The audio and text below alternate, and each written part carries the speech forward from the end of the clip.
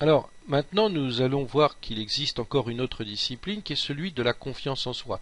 Devenir coach en confiance en soi, c'est un des aspects qui vous sera sans doute le plus sollicité. Pourquoi? Bien, selon un sondage, on estime qu'à peu près 80% de la population qui manque de confiance en soi. C'est absolument considérable. 3 personnes sur 4, à différents degrés, souffrent d'un déficit de confiance en eux-mêmes. Et c'est réellement quelque chose que l'on doit prendre au sérieux.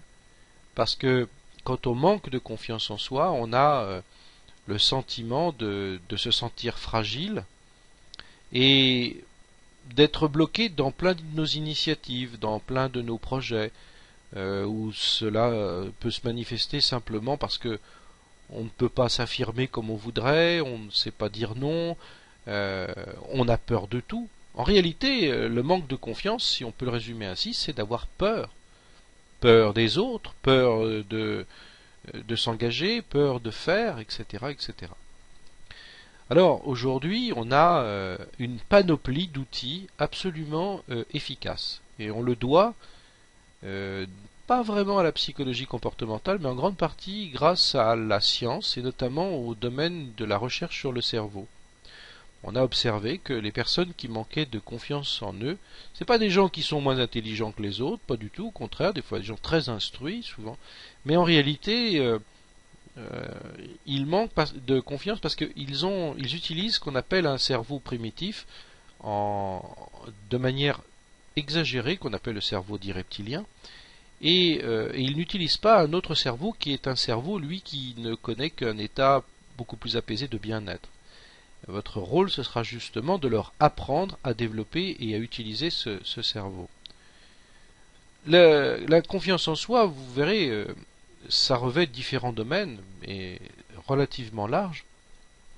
Je pense principalement à des gens qui vont viendront vous voir parce que, par exemple, ils ont du mal à s'exprimer devant un groupe, par exemple, dans une simple réunion, ou encore à chaque fois qu'ils veulent se lancer dans un projet, la peur les envahit, la peur les inhibe, et finalement ils restent au statu quo.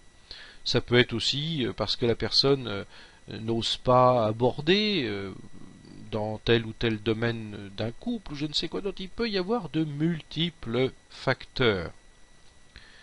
Alors vous allez avoir des outils. Et ces outils, vous verrez, sont des outils qui sont souvent un petit peu étonnants parce que c'est pas du tout basé sur des concepts relativement simplistes. Aie confiance en toi, sois positif. Si on vous dit ça, bien entendu, ça ne marche pas. Et vous allez voir que c'est quelque chose de beaucoup plus protocolaire et qui fait appel à on va dire, des techniques mentales de pointe. Et à partir de là, eh bien, vous allez voir qu'il y a effectivement de l'efficacité dans ces méthodes et que vos clients seront particulièrement satisfaits parce que vous allez faire appel à des ressources de confiance absolument étonnantes.